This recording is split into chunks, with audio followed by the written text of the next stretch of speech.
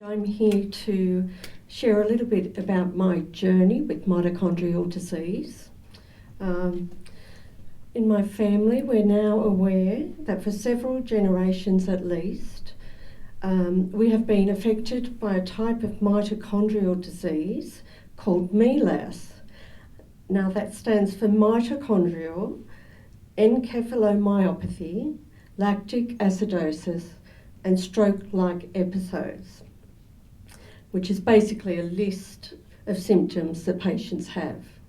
This is a photograph of my grandmother on the right and her sister. And this is where our journey that we know of starts.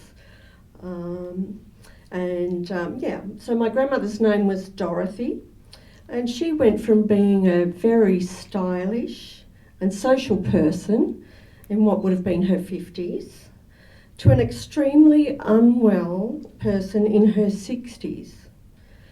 She suffered from hearing loss, which progressively got worse until she was quite deaf. She also suffered from strokes, or what we thought to be strokes at the time, poor balance, night twitches, and fatigue. We also saw similar issues in her sister Agnes, shown on the left there. She only was quite deaf. Otherwise she was okay, apart from the deafness and a wicked sense of humour. This is my mother, Lorraine. We noticed similar symptoms starting with Mum. She started to lose her hearing in about her 40s. She wore hearing aids. Her balance was affected quite badly. She suffered from fatigue. And while we knew something was wrong, we couldn't quite put our fingers on it, let alone the medical community couldn't either. This is my brother Peter, my older brother Peter. At the age of 34, my brother Peter, who otherwise seemed fit and healthy, was rushed to hospital with what was thought to be a stroke. The tests, however, suggested it wasn't a traditional stroke, and a review of our family history led fairly quickly to a diagnosis of a mitochondrial disease. And this was the first time we'd ever heard of that term. Peter was tested and shown to have mutations in his mitochondrial DNA that were known to cause this mitochondrial disease. This is Mum and Pete. My mother, my siblings, and I were also then tested, and we also had the same genetic changes in our mitochondrial DNA. So it was a little bit scary for us all.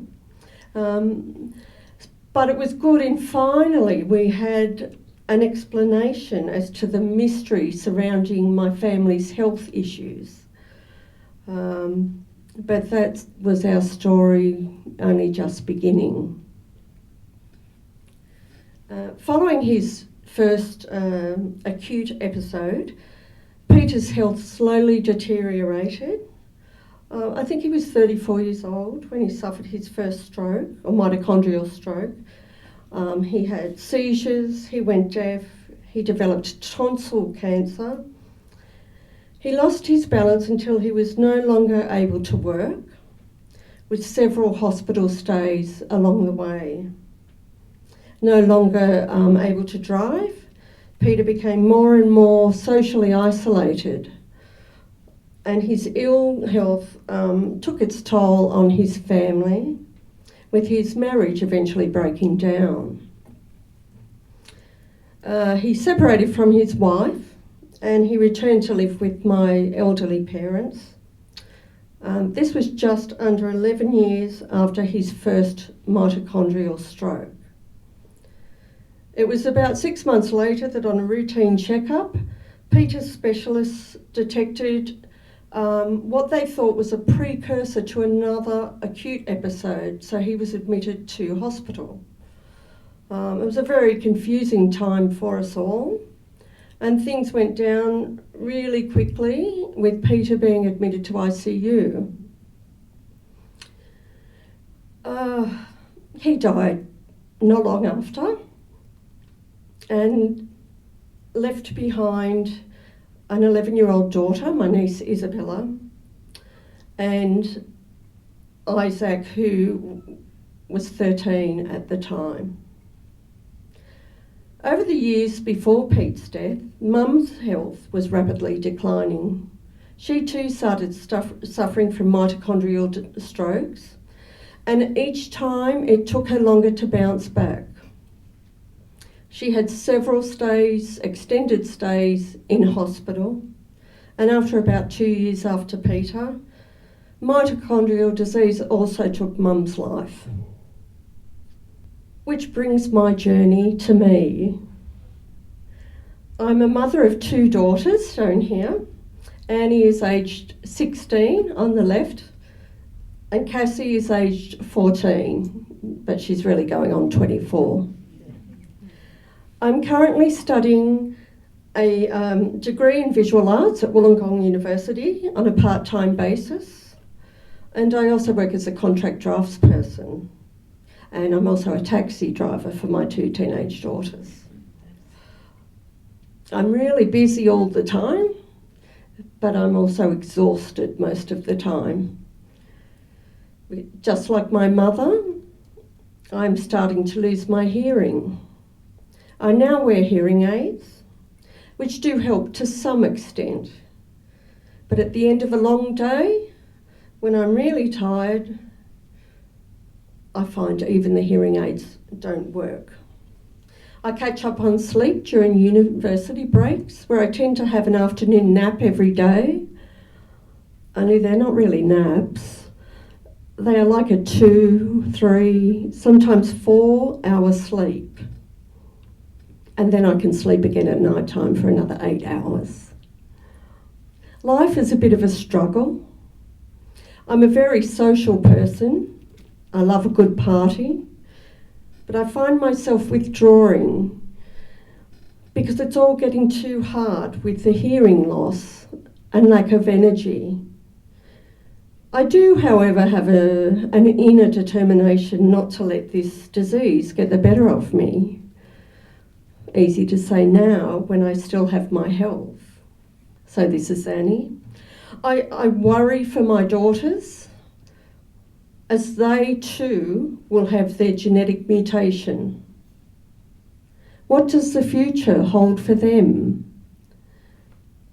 Will they too pass on this horrible, debilitating disease to their children?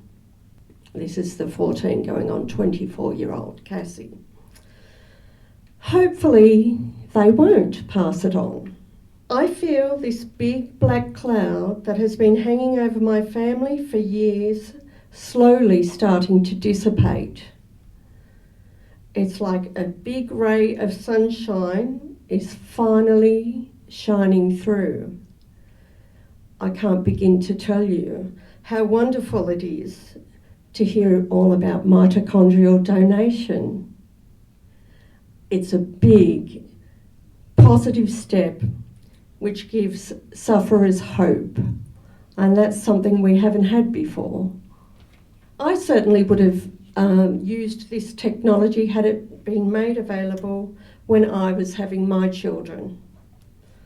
And as for my daughters, Annie and Cassie, I will be strongly encouraging them to consider this technology if ever they